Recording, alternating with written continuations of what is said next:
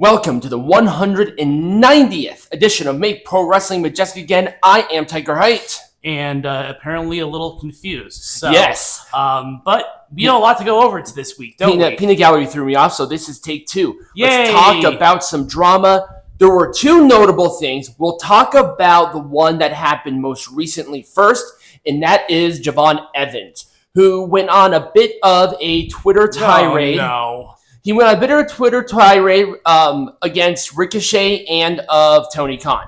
Ricochet tried to clap back, but because it's Ricochet, he failed miserably. But that's not good. Javon Evans deleted his tweets. Yeah. Because he was speaking truth. He was, of course, as he usually does. He said that the attendance were like 2,000 people, which is true. They can barely get to that number at this point, where before they were, 20,000 people, no problem. Yeah, I'm sure the WWE was not very happy. No. The other one that they weren't happy with is that he did call Tony Khan a crackhead. Now, we say it off the cuff, but we are not professionals here. Javon Evans, clearly as a professional wrestler, is a professional. Yes. He did go, early on in his career, I think his first match, he made a comment to me on my TikTok account because I was not necessarily impressed of what he showed me. I basically said, you can shut me up. And he did in that case. Yes. Because he got a lot better. Yes, he did. He is young, so I'm going to give him a lot of leeway, but you gotta be careful about accusations. Yep. Now, when we say it, it's in kid. It's in jest. I am not trying to convince anybody that Tony Khan is a crackhead. We're just two people with opinions. Yes. Now, is he a crackhead? Yes. I don't know. In my eyes, yes, he is a crackhead. He is on the rock like a motherfucker. Yeah, and that is not subjective. That is absolutely 100% objective. Exactly. Sarcasm. So, it's a learning lesson. I think not just for Javon Evans, but for, even though he was right and he absolutely destroyed Ricochet and destroyed Tony Khan and destroyed AEW, and all of the little weirdos just got their panties in a bunch about it. Social media is a double-edged sword. It is a positive thing because you get to clap on idiots and they get absolutely annihilated, and it's a public slaughter and it's fun. Yes. But on the other side, you could get yourself into some legal trouble if you're trying to convey it in a serious tone.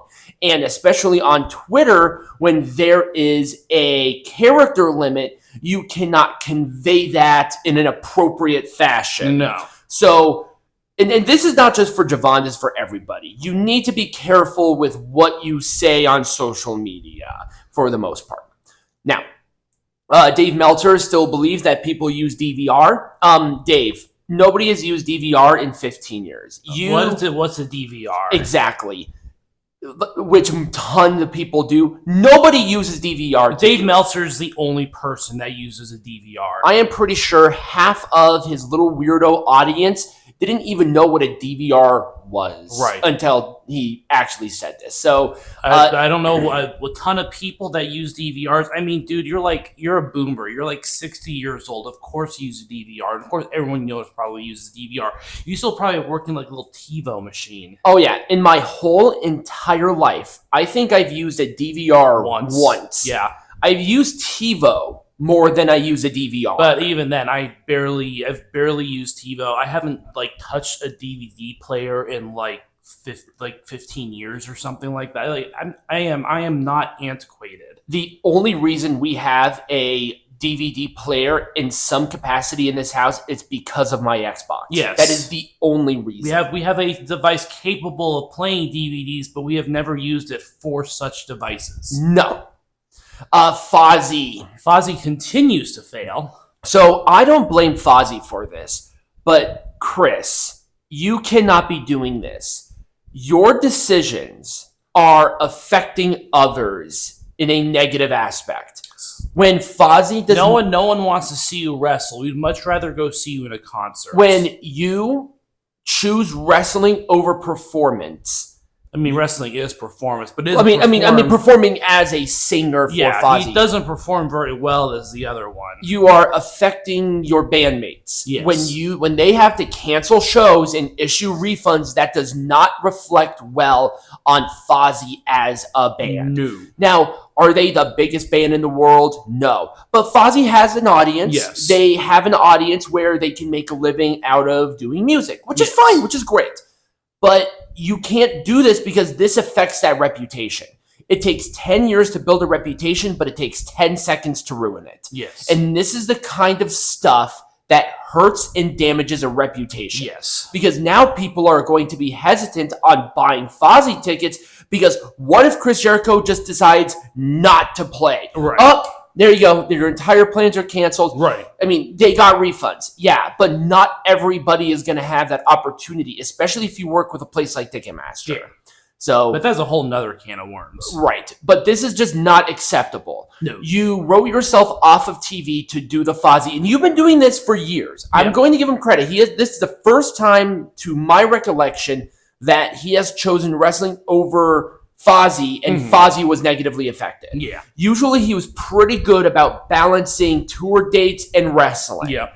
But this ain't it. This is a weird off. And the thing is, I don't even remember if he was actually on the show itself. So why did he cancel? Why was this canceled? I don't get it.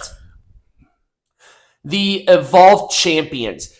Peanut Gallery is going to talk about it more as like news-based, but I'm talking about it more as a 14... He's talking about it like he's an artist. Right. So let him art. So I have 14 years of design experience, and with that in mind, and I've worked with very large brands over the course of those 14 years. The plates themselves are fine. I don't know why they like purple, but fine, whatever. I don't like the design of the strap. It's too wavy. It is. It looks very awkward. Mm-hmm. But other than that, it's fine. It's inoffensive. I like the WWE ID belt more. I tend to lean more towards a blockier construction for a title. I don't know why, but I just do. Ironically, because the Majestic Champion is more oblong. But we'll talk about that later. Okay, this was the other one. This was the big spat where Cora Jade implied that the bosses and everything in WWE were essentially body shaming her. These rumors, by the way, are not true. Their releases had nothing to do with their work ethic or their skill. It was or their body. Yeah. It is a lie. Priscilla Kelly was responding to a quote from Dave Meltzer, who tried to push that narrative. Everyone's favorite, Dave Meltzer. These are... When I looked at this, and based on their body and how they were booked at the time of their release, it is so patently false. Yes. It just... Here it is, Dave Meltzer with his blatant misinformation. Right. What I got from this was clear sarcasm. And in social media, you cannot convey sarcasm. Especially in Twitter. Exactly. Everyone's favorite. Exactly. In communication, there are two components that you have to think about when doing it. It is 20% verbal and 80% like tone, pitch, like the visual stuff. To what I can at least imply here, they were not being sincere with that report. No. Clearly they were working out. Clearly they have this. Now, if Cora Jade, when she was saying, she was body shamed, okay. So, I'm not saying that this is true, but Cora, if you believe that, and you had a problem with body shaming, why did you make an OnlyFans? Also, by the way, I don't have OnlyFans, but if I'm not mistaken, that little black check mark next to them means that it is a verified account. Yes. At least on Twitter, when you try to do the blue check mark, you have to send in your driver's license to prove that you are who you say you are Yep. in the verification process. And if you do like applications, they do the same thing. So it's not weird. If this is a thing, then she made an OnlyFans. Yeah. That is literally body, like you literally have to have a good body to be successful on that site. I don't think that she is using it to teach lessons in a classroom. No. Now, I don't know what she's going to do with it. Right. There are a lot of independent wrestlers who just put on lewds and implied stuff, which is fine.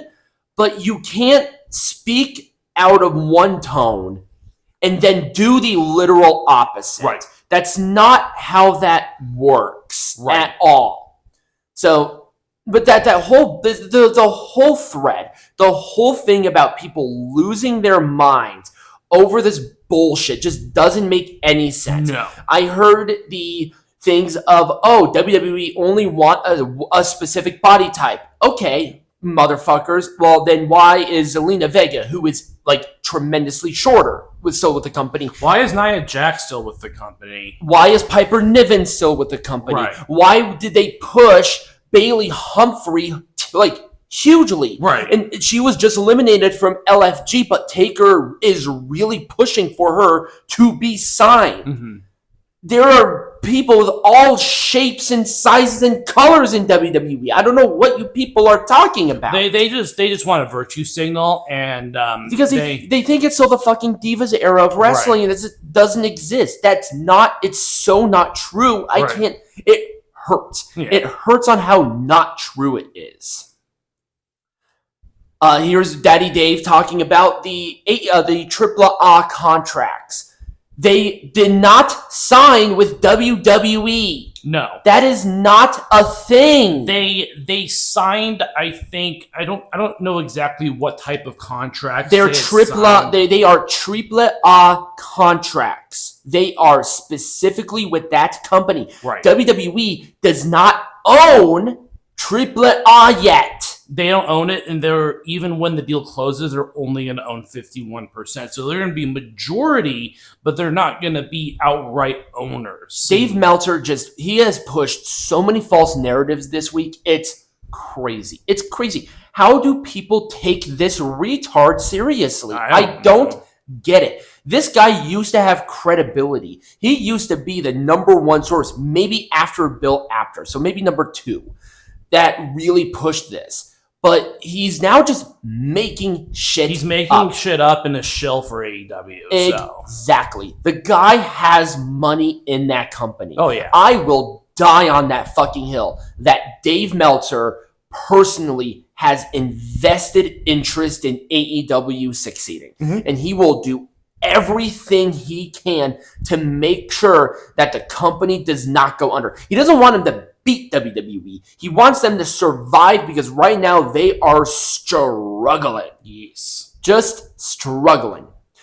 More idiots talking about the false body shaming narrative that was pushed. So I just wanted to point that out because you're an idiot. Now.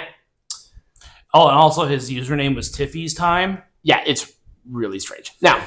Well, I mean, a lot of anti-WWE accounts have WWE names. What the fuck is this? So this is a terrible t-shirt design, but it's not necessarily the design that I want to talk about because this has been a constant and something to be... What is this? What is this donut? What is going on? It is literally a donut. So this is the new Will Ospreay shirt on white. Now the design is terrible, whatever. I don't think I've ever heard Crispy Billy once on television, and I watch that fucking show every week. Maybe it's on Collision, but no one watches that. Nobody, except they DVR and they watch it later. You know, exactly on their on their big tube television. You know, the gigantic ones that were like that thick. Yeah. White shirts. You need to understand your audience here, Tony. So let me help you out here. I know that's not going to look good for those pit stains, man. So there are two components here: pit stains and dimensions of this part of your body. A lot of your people are fat neckbeards, so the pits and also white does not look good on bigger people. No, it never has. Now, when you do print like this on a white T-shirt, it's cheaper. Mm-hmm. That should be a problem for people because when they have to cut corners where I think like the last 3 shirts that they've promoted were on white, that's not a good thing. And there's no option to change the color either. So they're going very cheap. They're saying, oh, no, you only get one color and it's white. It's kind of like the old Henry Ford thing. Yeah, and any color you want as long as it's black. Exactly. So it's just really showing you where they're trying to cut costs in some way, shape, or form. It's not a good look on anything. And this wrestling is not a type of brand that is like, you don't think of the first color as white, you think the first color is black. It's like going to a concert or going to a sports now thing. there are certain circumstances where that is, but also who outside of somebody within AEW is going to buy this? It's not a cool design. No. And it's not interchangeable. When you think of a t-shirt design, you don't want to just think about it as a logo, but something cool that anybody can wear. The first thing I think of is Krispy Kreme, and I don't think people are going out buying a Krispy Kreme donuts t-shirt. Exactly. Unless this is a novelty, but I guess this could be a novelty, but novelty doesn't make any money. If Will Ospreay was a draw outside of it, maybe if it was like Hulk Hogan or something, I could see that, or CM Punk, where they have cross-promotional benefits, and but I could see this. But we all know that Will Ospreay is afraid of the grind, so exactly. The problem is that it's so specific. They're not going to make money on this. No. It's just not going to happen. No, it's not going to happen. You need to think about multi-components in a design. You need to think about not only a cool design for that audience, but outside of that audience. Hey, that's a cool t-shirt. Where did you get that? Right. If people are talking about it in that context, then you have a successful design. People who don't even know about wrestling, I get compliments on my WWF shirt all the time because it's not only that sort of credibility there, but that thing. Peanut Gallery shirt. It's mythical creatures because Peanut Gallery likes Bigfoot, but it's not only a cool t-shirt design for that audience. People compliment his shirt all the time. Yep, I need to get some more. Exactly. But that's the thing. That's a good t-shirt design. Right. When I see this, not only does it look stupid, I see a half-naked guy in a fucking donut. It looks silly. But who's Billy? That's stupid. That's the problem. I don't know who Billy is. Who is Billy? Exactly. Well, I mean, I guess it's a nickname for Will, but is that a conversation starter for a bunch of neckbeard introverts? Really good job. Really good job. Anyway, that is wrestling drama. When we come back, Peanut Gallery has some news. Yes.